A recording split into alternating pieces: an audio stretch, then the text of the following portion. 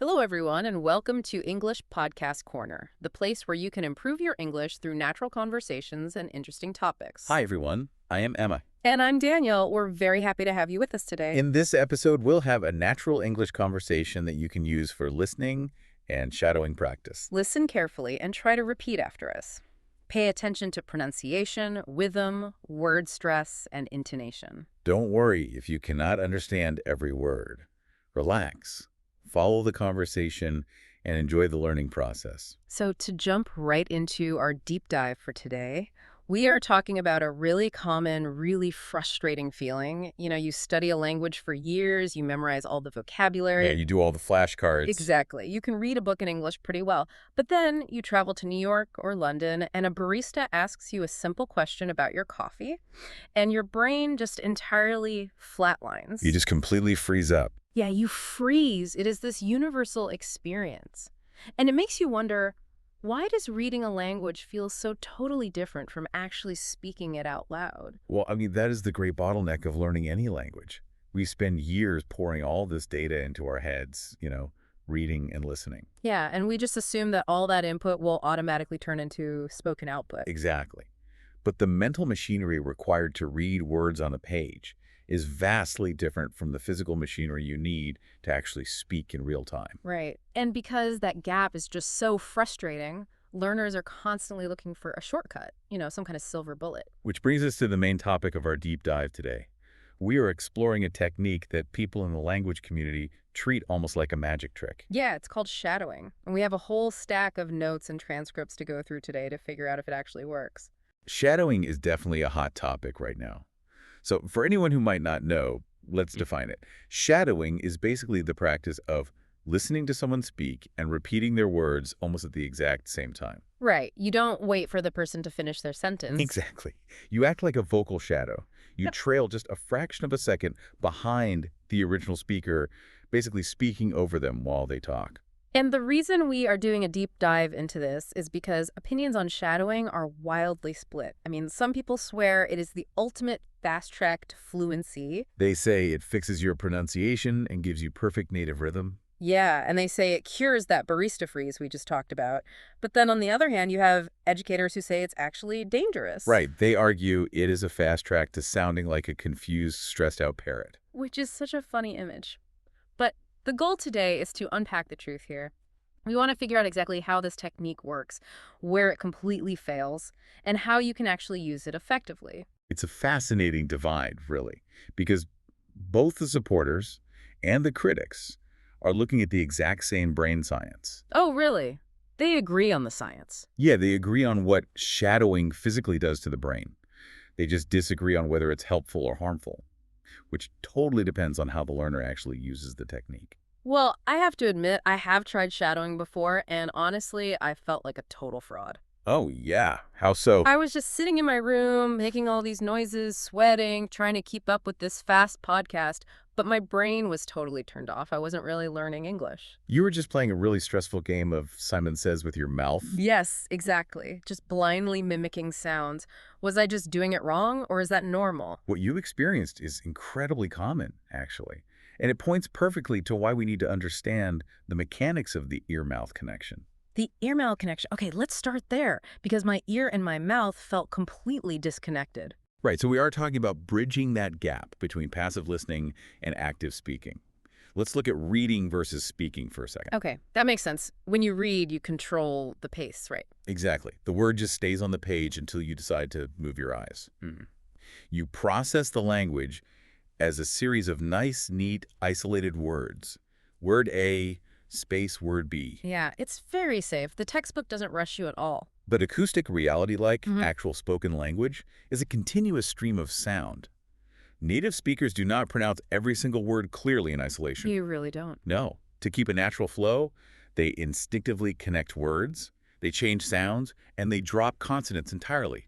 Linguists call this connected speech. Connected speech. Yeah, this is where textbooks totally betray you. They really do. Textbooks teach you this perfectly clean version of English that no one actually uses in real life. I was actually looking at a classic example of this in the notes. The phrase, "What are you doing?" In a textbook, that is 4 very clear words. Right, what? Are? You? doing. Exactly. But if you walk down the street in New York and say it perfectly clearly like that, you sound like a robot. You really do. In natural, connected speech, it morphs into something else completely. It becomes, what a doing. What are you doing? Yeah, it's so much faster. So why exactly does that happen physically? Well, to be honest, your mouth is fundamentally lazy. And I mean that in the most efficient way possible. Okay, I can relate to being lazy. Right. The human mouth wants to save energy. Moving your tongue from the hard T sound in what to the A sound in R takes a lot of muscle effort. It takes too much time, yeah. So instead of doing that, native speakers use something called an alveolar flap. Okay, wait, alveolar flap, that sounds like a part on an airplane wing. What is that? It does sound complicated, but it's really simple. The alveolar ridge is that little bumpy area right behind your upper front teeth. Okay, I feel it. Instead of stopping the air completely to make a hard T, your tongue just quickly taps that bump as it flies by. So the T and the A blend into this soft, rapid D sound. What? What? Oh yeah, my tongue is barely grazing the roof of my mouth. Exactly. And then the word U gets reduced too. We don't push our lips out and say along U. We reduce it to a schwa. Ah, the famous schwa. I hear this word all the time in language learning. What exactly is a schwa? It sounds like a type of bread or a pastry. I wish it was a pastry. The schwa is actually the most common vowel sound in the entire English language, but it doesn't match any single letter in the alphabet. Really? The most common sound? Yeah, it's just a completely relaxed, lazy ooh sound. Yeah. To make a schwa, you basically do nothing. Your jaw drops a tiny bit, your tongue is flat, and you just say ugh. Just a totally relaxed sigh. Ugh. Exactly. So you becomes yeah. Put it all together, and what are you doing physically transforms into what are you doing. That is fascinating. The speaker is just optimizing their mouth movements to talk as fast and easily as possible. Right. Now think about the language learner. If your brain is scanning the audio for the clear, crisp word R, you are going to miss the whole sentence. Because that sound literally never happened. Exactly. The sound you were waiting for doesn't exist. Your ear is mismatched with reality. And this is exactly where shadowing steps in. Okay, I see. Because they can't just read a book about the schwa sound and expect to suddenly hear it in a fast conversation. No, you have to physically feel it in your mouth. You have to train your muscles. It makes me think of reading sheet music for a song. I can look at the notes, I can understand the rhythm intellectually, but shadowing is like finally picking up the guitar. That's a great analogy. Yeah, I have to force my hands to actually play the chords. Yeah. And I realize that moving my fingers requires muscle memory that the sheet music didn't teach me at all. Exactly. Shadowing forces the motor cortex of your brain to connect with your ears. You aren't just knowing about connected speech anymore. You are physically doing it. Right. You are forcing your tongue, your lips, and your jaw to make those exact movements. And as you repeat them, your brain wraps those nerve pathways in something called myelin. Myelin? What is that? Yeah. It's a fatty substance in the brain. Think of it like insulation on an electrical wire. It makes the signals travel faster. So shadowing literally builds up that insulation. Oh, wow. So it makes those foreign mouth movements feel automatic over time. That sounds amazing. It is amazing, but Ah, there's a but. This brings me back to why I felt like a fraud when I tried it. If my mouth is moving, but my brain doesn't know what the words mean, is that useful at all? and this is exactly where we cross over into the real dangers of shadowing. If we just blindly imitate, we fall into what linguists call the illusion of fluency. The illusion of fluency. Let's talk about that. Because if I am just blindly echoing a podcast, bypassing my brain entirely, that has to be a huge trap. It is a massive trap. Spoken language relies on two main areas of the brain. Mm-hmm. You have Broca's area in the front, which handles the physical movement of your mouth. Okay, Broca's area is for moving the muscles. Right. And then you have Wernicke's area in the back, which handles the actual meaning and comprehension of the words. Mechanical imitation happens when you short-circuit the whole system. Wait, how do I short-circuit it? You hear the audio, and you send it straight to Broca's area to make the sound, but you completely skip Wernicke's area. You bypass the meaning center completely. So I am literally just making noise without understanding anything. Exactly. Imagine trying to shadow a fast news report in a language you don't know at all, like Hungarian. Oh, I would be terrible at that. Well, you might actually be able to mimic the rhythm and the sounds for a few seconds. You might sound okay, but if someone paused the audio and asked you what you just said, you would have no idea. I would have zero clue. I'd just be doing vocal gymnastics, which, to be honest, kind of feels good sometimes. It feels productive. That's why they call it the illusion of fluency. You get a little rush of dopamine because you sounded good for a second. You feel like you are building a solid house. But really, I'm just painting a fake house on a piece of cardboard. Precisely. The structure just isn't there. But wait, if I am doing that, if I am just blindly making noises in my room, my biggest fear is that I'm not even making the right noises. What do you mean? Like, what if I am perfectly memorizing a terrible, clunky accent and I don't even realize it because I'm just repeating it over and over? That is the nightmare of every language teacher, honestly. It is a concept called fossilization. Fossilization, like a dinosaur bone, just hardening my bad pronunciation into rock. That is exactly what it is. It's when you learn a sound incorrectly, and that mistake gets permanently locked into your brain. And shadowing can definitely cause fossilization. Oh no, why does shadowing cause it? Because when you speak, your ability to hear your own voice is deeply flawed. Flawed how? Like, I can't hear myself clearly. Not accurately, no. When you listen to a podcast, the sound travels through the air and into your ear. It's very clear. But when you speak, the sound waves also travel inside your head, through the bones of your skull. Oh, I've heard of this. Is this called bone conduction? Yes, exactly. Bone conduction. And it amplifies the lower frequencies of your voice. Your skull basically acts like a bass booster. Is this why everyone absolutely hates hearing their own voice on a recording? Because it always sounds higher and squeakier than we think. That is exactly why. You sound deeper and better to yourself inside your own head than you do to the rest of the world. Okay, but how does that ruin my shadowing practice? Because that bass boost hides your mistakes. Let's say you were trying to shadow a really tricky English vowel sound. Your untrained ear thinks, oh, that sounds like a sound from my native language. So I just make the sound for my native language instead. Right.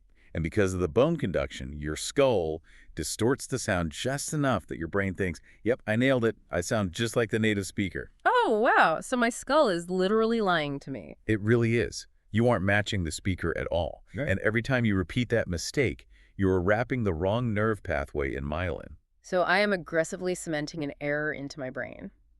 I am practicing my own mistakes until they are totally automatic. That is terrifying. It is a huge risk. And there's another layer to this trap, too. It goes back to why you felt so stressed and overwhelmed when you tried shadowing. Yeah, my brain felt like a computer with 50 tabs open and the cooling fan was just screaming. That is a very accurate biological metaphor, actually. The human brain has strict limits on working memory. We have this thing called the phonological loop. The phonological loop, what does that do? It's a part of your memory that handles spoken words. And it can only hold about 2 seconds of audio at a time. Only 2 seconds, that's nothing. Exactly. Mm-hmm. So when you try to shadow at full speed, think about what you are demanding of your brain. You have to hold the audio in that loop, understand the grammar, and pull up the meaning. And then send it all to Broca's area to make my mouth move. Right. Plus, you are trying to monitor your own flawed bone conduction voice, all while overwriting that 2-second loop with the next part of the podcast. All at the exact same time, without pausing. It's like trying to pat your head, rub your belly, and ride a unicycle all at once. No wonder I gave up after 2 minutes. It is a massive cognitive load. And when the load is too high, learning completely stops. The brain just crashes. Yeah, the system shuts down. Which is why beginners try this. They fail to keep up, they stumble over their words, and they walk away feeling totally defeated. They think they're just bad at learning English. When really they just tried to do a crazy neurological juggling act they weren't ready for. Exactly. Okay, so let's summarize the trap so far. If we blindly repeat, we become parrots who don't understand the meaning. If our ears aren't trained, our skulls lie to us and we fossilize our mistakes. Yes. And if we go too fast, we crash our working memory. That is a perfect summary. Okay, so let's say I magically avoid all of that. I understand the meaning perfectly, my ear is trained, and my memory can handle the speed. There's another really bizarre trap in our notes that has nothing to do with mispronouncing words. Yes. You were talking about the context trap. Yes. Or, as I like to call it, how to avoid sounding like a dramatic movie trailer guy at the coffee shop. This is such a fascinating trap because it happens when the learner is actually doing the technique perfectly. Shadowing completely bypasses the filter of social context. Okay, what do you mean by the filter of social context? Well, language is completely tied to context. The exact same words can mean completely different things based on your emotion, your rhythm, and where you are. That makes sense. Let's take the sentence. I need that file.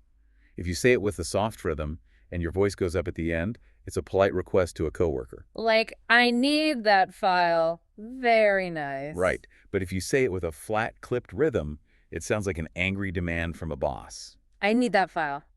Yeah, totally different vibe. When you shadow someone, you aren't just copying their vocabulary. You are copying their exact emotion, their cultural style, and their vibe. You download their whole personality. It's like learning how to drive a car by only playing the video game Mario Kart. Oh, that's a funny way to put it. Well, think about it. You master the steering wheel, right? Your hand-eye coordination is amazing. But you also learn that it is perfectly normal to throw explosive turtle shells at the car in front of you. Right, because that's what works in the game. Exactly. And then you take those reflexes out onto a real highway, and suddenly you are a menace to society. Shadowing a movie bypasses your normal social filter. That is a great analogy. Yeah. You learn the physical skills, but you lose the social awareness of when to actually use them. Let's look at a real example. Okay, hit me. Imagine a learner decides to practice English by shadowing a really intense action hero in a movie.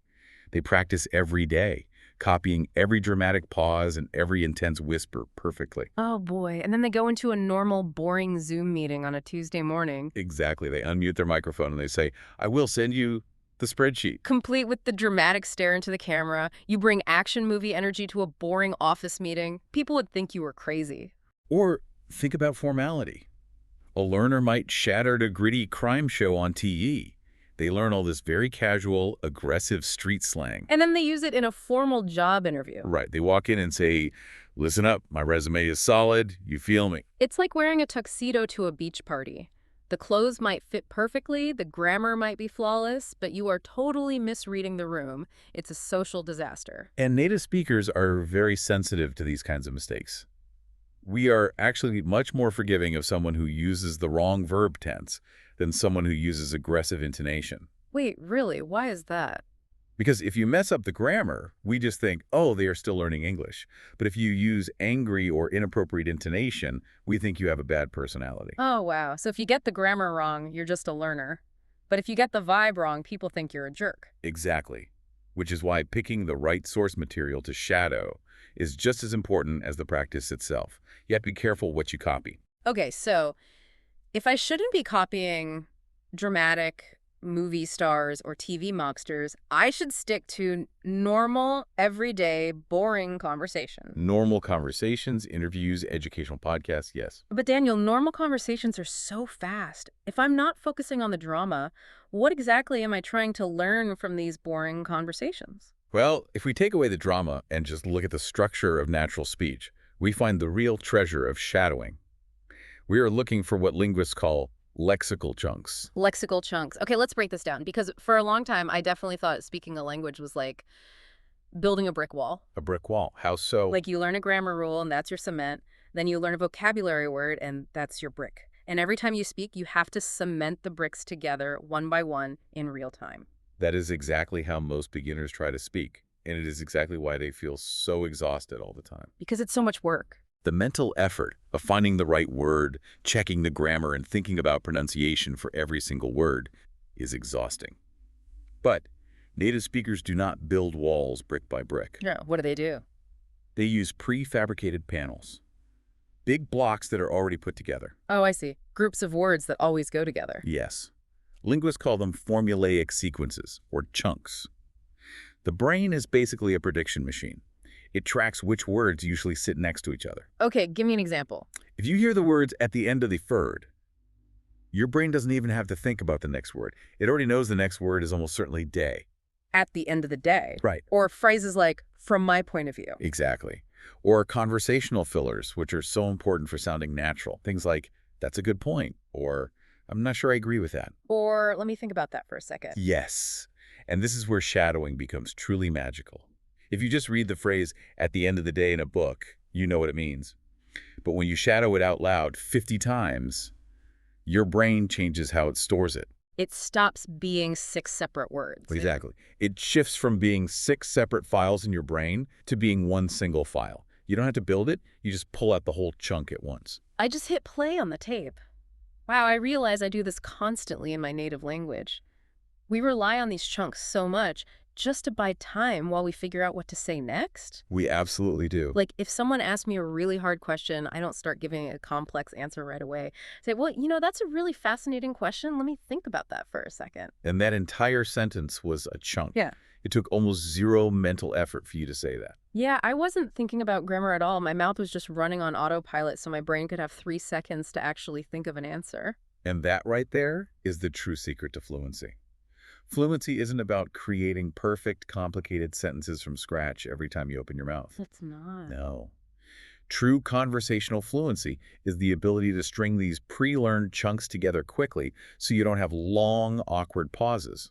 And shadowing is the best way to get those chunks. It is arguably the most efficient way, yes, Yes. because it forces you to practice the physical rhythm of the whole phrase, locking it in as one continuous muscle movement. Okay, so if chunks are the secret sauce and shadowing is the best way to get them, how do we actually practice without burning out? I don't want to spend 3 hours a day sweating and crashing my brain. The good news is you absolutely shouldn't do that. Oh, We have a very structured, practical guide to shadowing that avoids all the traps we talked about. We call it the 15-minute blueprint. the 15-minute blueprint. I love the sound of that. Let's get into it, because first, we really need to kill this toxic idea in language learning that if you aren't suffering for 3 hours a day, you aren't trying hard enough. That hustle culture mentality is completely false when it comes to learning physical skills. Yeah. Once your brain is overwhelmed, learning stops. Grinding for 3 hours just creates fatigue and sloppy mistakes. Quality is better than quantity. Always. Just 5 to 15 minutes of highly focused practice is much better than an hour of mindless repetition. Okay, so how do we do it? The blueprint has 4 strict steps, right? Yes. Step 1 is the most important rule of all. Comprehension. You must never shadow blindly. This fixes the parrot problem. Exactly. Before you even try to move your mouth, you have to understand the meaning. First, you just listen to the audio clip to get the general idea. Just listen, don't speak. Right. Then, you pull up the transcript, you read it carefully, you look up any vocabulary words you don't know, and you figure out the grammar. You have to understand the sentence intellectually first. So I am basically preloading Reinicke's area, the meaning center of the brain. That way, when I finally speak, the sound is already attached to the meaning. Precisely. You're connecting the sound with reality. Okay, step 2 is my favorite. Yeah. It's called layering. This is how we avoid the unicycle juggling act we talked about earlier. Layering is a great learning technique. Instead of trying to juggle 5 balls at once, you just start with one. You break the audio down into small pieces. Do not try to copy everything at once. So what is the very first layer I should focus on? First, you just focus on word stress. English is a stress-timed language. The rhythm comes from the heavy, stressed syllables. And the unstressed syllables get squished in between, like our friend the schwa. Exactly. So your first time shadowing, you might just clap your hands on the stressed words, or only say the heavy syllables out loud. Okay, so if the sentence is, I went to the store to buy some milk, I'm not even trying to say I'm just hitting store in milk. Yes. You are establishing the metronome. You learn the basic rhythm first. Once that feels easy, you add the next layer. Now you focus on connected speech. This is where I look for the alveolar flaps and drop sounds. Right. You practice the wadaya moments, you drill those specific physical connections, and then finally, when the rhythm and the connections are easy, you add the intonation, the emotion of the sentence. It's literally like building a house from the foundation up, instead of just dropping a whole house out of the sky and hoping it lands perfectly. It is a great way to think of it. Which leads us to step 3, progression. This is about slowly taking the training wheels off. So I don't start speaking at the exact same time as the audio right away. No, you start with the easiest method. Listen and repeat. You pause the audio and you say the sentence back. The classic way. Very low stress. Once that feels comfortable, you move to delayed shadowing. Delayed shadowing. How does that work? You let the speaker on the podcast get a few words ahead of you, and you trail behind them like an echo. Oh, I see. So if they say at the end of the day, I wait until they say of the day before I start saying at the end. Yes. This stretches your working memory safely. It forces your brain to hold the chunk in your head just a little bit longer. And then, only when I'm ready, I do simultaneous shadowing where I speak at the exact same millisecond. Exactly. Gradual progression. And now we reach step 4, which is the step everyone wants to skip. Quality control. Quality control. This means I have to record myself, doesn't it? Yes. You have to record yourself. Ugh, absolutely not. I refuse. I hate hearing my own voice on tape. Why can't I just listen really, really closely while I talk? Because your skull is lying to you. We talked about this. Bone conduction makes it biologically impossible for you to accurately hear your own mistakes while you speak. It's the only way to stop fossilization. It is. A recording gives you objective feedback. It forces you to hear the difference between your pronunciation and the native speaker's pronunciation. Okay, fine. I will record myself. Is there another part to quality control? Yes, repetition over time. The blueprint says you should practice the exact same audio clip, maybe just a 1-minute section, for several days in a row instead of finding new audio every day. Why is that? When I get bored, I want to learn new vocabulary. Remember, shadowing is not for learning new vocabulary. It is for building muscle memory, and sleep is crucial for that. Oh, because the brain processes things while we sleep. Yes, when you sleep, your brain replays the movements you practiced and solidifies that myelin insulation. By practicing the same sounds for several days across multiple sleep cycles, you make the skill permanent. Okay, let's actually make this concrete for the listeners. Let's walk through a live example of this 15-minute blueprint right now. That's a great idea. Let's take a sentence you might find in an educational podcast. How about, I used to feel nervous when speaking English, but regular practice helped me become more confident. Perfect. It's natural, it has chunks, and it has connected speech. So, step 1, comprehension. I look at the transcript. I know nervous means anxious. I know confident means feeling sure of yourself. I understand the grammar of used to. Great, you have the meaning. So we move to steps 2 and 3, layering and progression. We break the sentence into manageable chunks. Okay, chunk 1 is I used to feel nervous. Chunk 2 is when speaking English. Chunk 3 is but regular practice helped me. And chunk 4 is become more confident. Now let's look at the connected speech layer. Look at the phrase used to. Native speakers do not pronounce the D and the T separately. Right, it doesn't sound like used to. No, the D and T blend together into one sound, and the 2 reduces to our favorite sound, the schwa. Ah, so it becomes yusta. I used to feel nervous. Exactly. So you just practice that one tiny movement, used to. Then you tap out the rhythm. I used to feel nervous. When speaking English, oh, I can totally feel the rhythm there. So I practice each chunk like that and then slowly put it together. And finally, step 4. You hit record on your phone, you say the whole sentence, and you listen back. And I probably realize I totally messed up the word practice, and I resolved to fix it tomorrow. Exactly. And doing that whole process on a 1-minute clip takes exactly 15 minutes. It is a highly focused physical workout for your mouth. It really is. It feels very manageable. I knew a butt was coming. We have to zoom out again. Let's say you do the work perfectly, you master the 15-minute drill, you sound exactly like a native speaker, the chunks are locked in. Okay, I'm feeling great. You step out of your house, you walk into a cafe, and the barista asks you a completely different question that was not in your transcript. And the barista freeze happens anyway. I panic. Yes.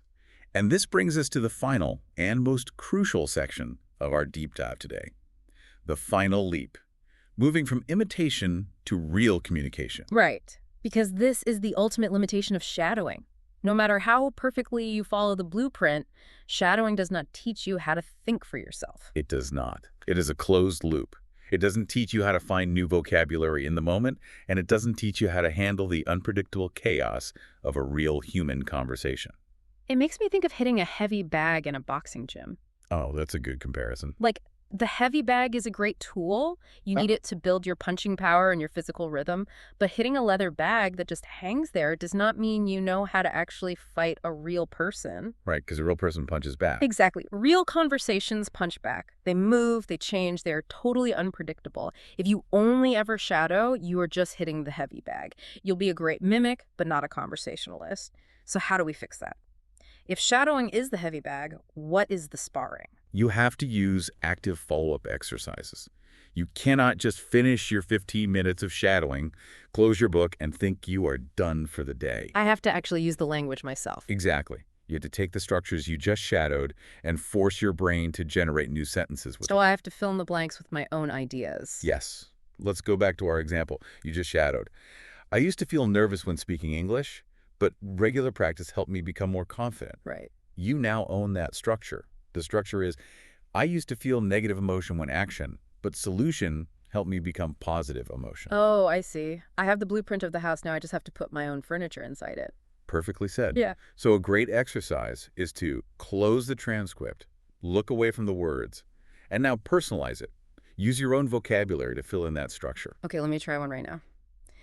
I used to feel terrified when parallel parking, but just like buying a car with a backup camera helped me become slightly less terrified. That is perfect. You took the chunk, you kept the rhythm, but you create an entirely new meaning. You used Wernicke's area and Broca's area at the same time. It actually takes a lot of mental effort to do that. But that is the moment the language actually becomes yours. Another trick I really like is just summarizing. If I shadow a short podcast clip about, I don't know, healthy eating, I will pause the audio and just try to explain the main idea out loud to my empty room without looking at the text. Summarizing is incredibly powerful because you aren't just reciting words anymore. You have to actually dig into your brain to find the right vocabulary to explain the concept. You are sparring with the language. Exactly. So it all comes down to aligning your goals. Yeah. When people on the internet say shadowing will make you fluent, it is actually dangerously misleading. Because fluency isn't just one single skill, it's a whole ecosystem of skills. Think of it like a mechanic's toolbox. Shadowing is an amazing wrench. If your problem is bad pronunciation, or if native speakers talk too fast for you to understand, reach for the wrench. Shadowing will absolutely fix those problems. But if your goal is writing a good essay, or arguing your opinion at a dinner party, you can't fix that with a wrench. Right, you need a balanced diet. You need shadowing, reading, writing, and lots of messy, real-world speaking practice. So to summarize everything we've talked about, shadowing is a powerful tool to connect your ears and your mouth. It teaches you the physical reality of connected speech. It gets you out of the sterile textbook and builds that myelin in your brain, giving you those automatic chunks. But you have to avoid the traps. Don't be a mechanical parrot without understanding the meaning. Watch out for bone conduction hiding your mistakes. Avoid the context trap. Please don't bring action movie energy to your staff meetings. And remember that shadowing is just the heavy bag, not the whole fight. You have to follow the 15-minute blueprint. Comprehension, layering, progression, and quality control. And always follow up with active speaking. You know, this brings up a broader psychological point that I think is a really fascinating way to end our deep dive. We have spent this whole time talking about shadowing as a very clinical, deliberate technique for learning a foreign language. Right, like it's a lab experiment. But mirroring the way someone else speaks isn't something a scientist invented in a lab. It is actually a deeply ingrained human instinct. It is a biological imperative, really. Think about your native language. Think about the people you spend the most time with. Your best friend, your partner, your family.